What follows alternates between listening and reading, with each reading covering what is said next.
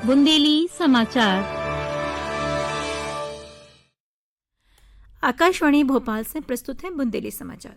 प्रधानमंत्री नरेंद्र मोदी काल पंजाब को दौरा कर हैं। बे बाढ़ प्रभावित क्षेत्रों को जमीनी जायजा लेके पीड़तन के लाने अधिकतम सहयोग सुनिश्चित कर हैं। इससे पहला कृषि मंत्री शिवराज सिंह चौहान ने भी राज्य को दौरा करो हतो।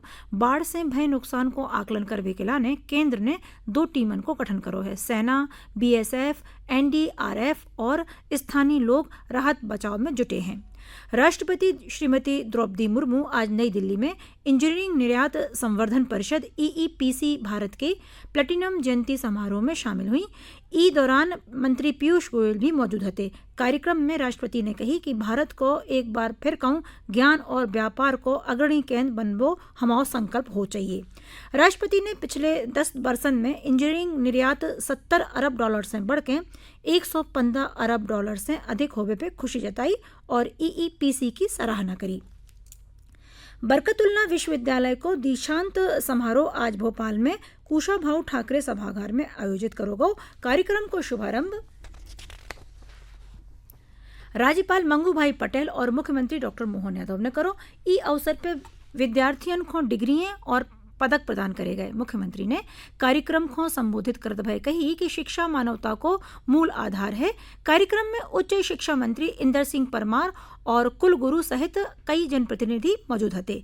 उपराष्ट्रपति पद के लाने काल चुनाव हुई है। एनडीए के उम्मीदवार महाराष्ट्र के राज्यपाल सीपी राधाकृष्णन और इंडिया ब्लॉक के उम्मीदवार पूर्व सर्वोच्च न्यायालय न्यायाधीश बी सुदर्शन रेड्डी आमने सामने हुई हैं। उपराष्ट्रपति को चुनाव संसद के 2 ही सदनन के सदस्यन वाले निर्वाचक मंडल द्वारा होत है। ई बार कुल 781 सदस्य मतदान कर हैं और जीत के लाने 391 मतन को बहुमत जरूरी है। स्वतंत्रता दिवस पर लाल किला से प्रधानमंत्री नरेंद्र मोदी ने अगले चरण के जीएसटी सुधारण की घोषणा करी थी। अब वे सुधार 22 सितंबर से लागू हुई हैं।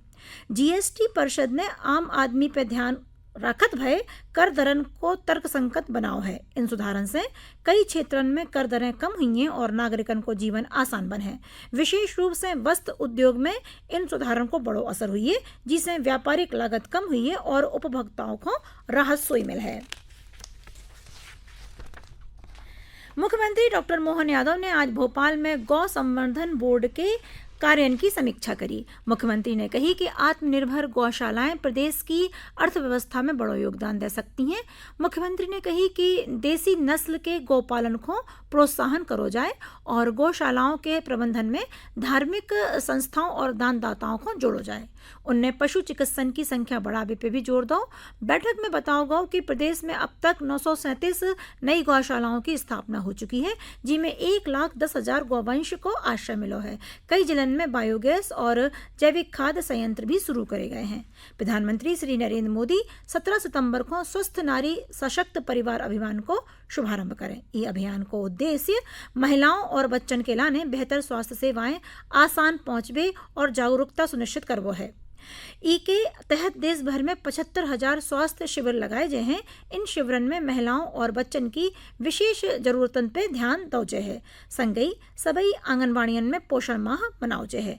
जम्मू कश्मीर के त्रिकुटा पहाड़ियन पे स्थित श्री माता वैष्णो देवी मंदिर की तीर्थ यात्रा आज लगातार 14वें दिन भी खराब मौसम और भूस्खलन के कारण स्थगित कर दी गई। अधिकारियों ने बताओ कि मौसम की स्थिति में सुधार के बाद यात्रा फिर शुरू करी जाए है। ई बीच प्रशासन ने जनता और तीर्थ यात्रियों से धैर्य बनाए रखवे और अगली सूचना तक मंदिर की यात्रा से बचने की अपील करी है।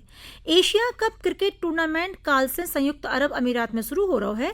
T20 प्रारूप खेले जा रहे हैं। ई टूर्नामेंट में भारत और पाकिस्तान सहित कुल 8 टीमें भाग ले रही हैं। भारत को पहला मैच बुधवार को मेजबान यूएई से हुई है। भारत और पाकिस्तान को रोमांचक मुकाबला 14 सितंबर को हुई है।